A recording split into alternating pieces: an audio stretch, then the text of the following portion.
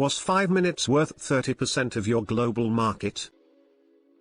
So I used to live in Deutschland, and upon returning to fair Blighty, the UK, I began looking for work. Being a simple man of simple needs, I quickly found employment in the marketing department for a medium-sized industrial manufacturer. It was a little below my experience level and qualifications, but I take what I can get, because I am a simple man. At the final interview, I mentioned it would be top banana if I could arrive 5 minutes early and leave 5 minutes early on most days, so I could catch my train. With a smile, my new boss, hereafter referred to as Mentarosa, said of course. It's only 5 minutes and I'd still be working the full 8 hours. Sin problemas, Anpassung Bureau, and welcome aboard. My first day comes and I ride the choo-choo all the way to my new workplace, eager to begin. I quickly learn that the lunchroom is pure stank. Senior staff put their name instead of mine on any trade article I get published, and that our job mostly consists of extorting money from our own sales staff. But that's life. I am a simple man, and so I set about my labors, glad to earn a crust. What really flogged my noggin, however, is La Mentarosa calling me into her office on my second day and telling me I can't leave early again because it is unprofessional. I remind her of the conversation we had in which she said, with her mouth, the words, "It will be no problem for you to arrive and leave 5 minutes early." She smirks and replies, "Maybe I said that. But is that written in your contract?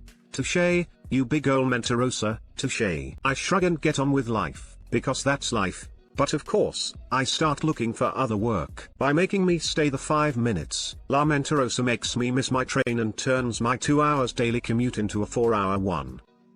I do not want this.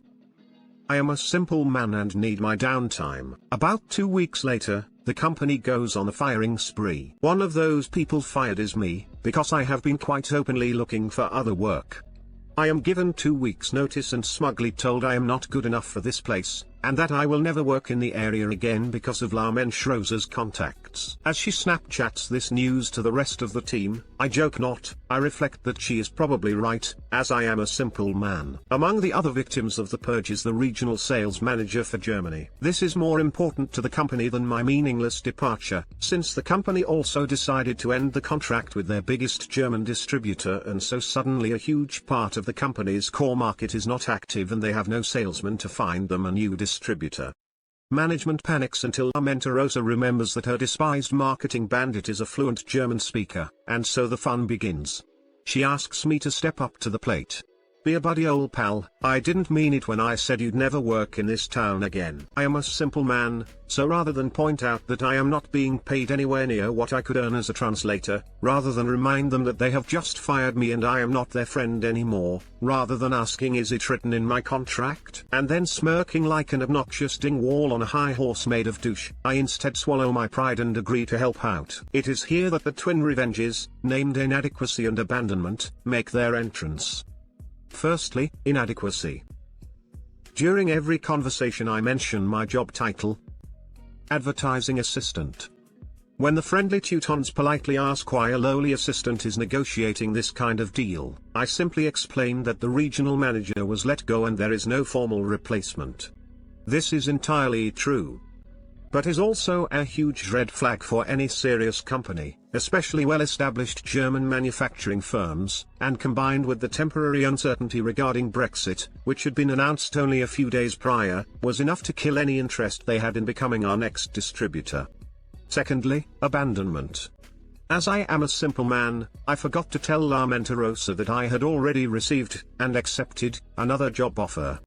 She was thrilled at the praises she was getting from management for finding a stopgap solution to the catastrophic damage they had done themselves, and she asked me if I could actually stay on with the company until they secured a new distributor, since I obviously had nothing better to do with my time, being fired and all. I assured her there were no hard feelings over my firing, and that I would stay to help as long as I could. On the day I was originally due to leave, I held my calls, drew up a summary of where we stood, it was effectively a sad emoji followed by a poop emoji, handed it to La Mentarosa and explained I was leaving to enjoy a week of holiday followed by starting a new job in a different field. She sputtered. She couldn't believe it. She thought I would stay longer to help clean up the mess. They still had no distributor and no sales manager for Germany.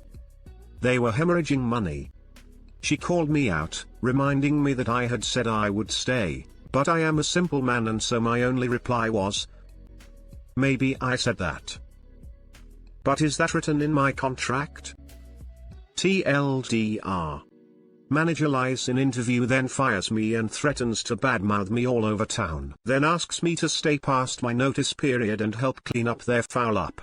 Instead, I am honest with their potential clients and leave abruptly.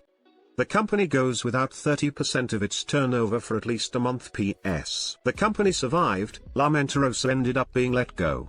And I spent several fantastic years at the new job, so didn't ruin my career. Edit. Some people have pointed out that I erroneously used the word several to describe a period of time of roughly 2 years. This is not a sign of duplicity, just more proof that I am a simple man.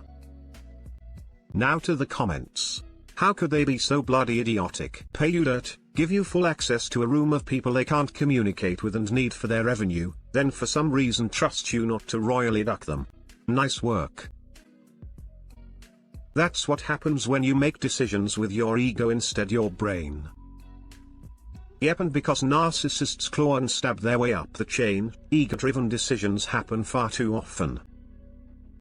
Thank you, board members, section chiefs, and floor managers, for joining me at this meeting. As previously mentioned, we will be discussing the company's current fiscal outlook, any chances of future growth, as well as how we currently appeal to our entire customer base. If you look at the reports I have provided, you will find a very succinct and accurate breakdown that I personally think will paint a very clear picture as to where we stand, both as a company and a leader in our field.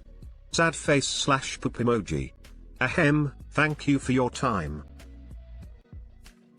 Here are the books. I think you'll find they're very fiscal. I've prepared them in a fiscal manner, and I'm sure you'll be satisfied with the fiscaliness. This sounds like a line from the IT crowd.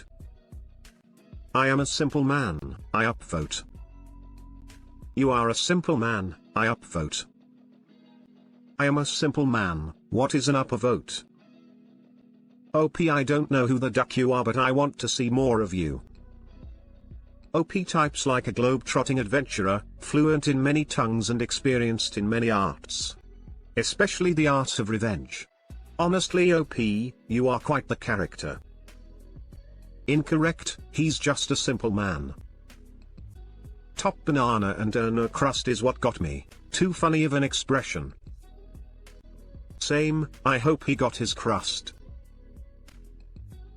I like the personality you present in your writing, vaguely reminiscent of Roald Dahl. Good revenge and all that, but the presentation is top-notch. I think you mean top banana.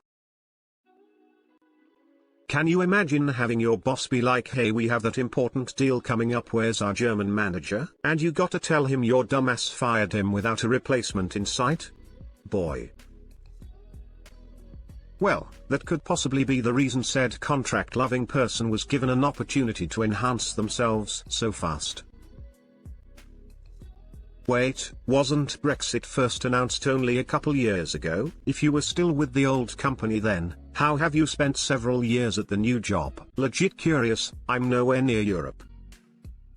The referendum was on the 23rd of June 2016. He claims he worked for several weeks before getting fired, probably a few more to sort out the mess, so those several years can only be at the very most 2.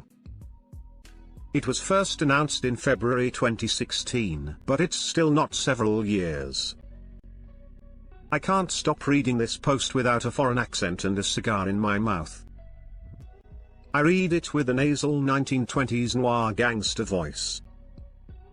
How many noir gangsters say top banana? At some points I hated your writing style, and others I absolutely loved it. I have never had a similar reaction to anyone else's writing. You got more stuff?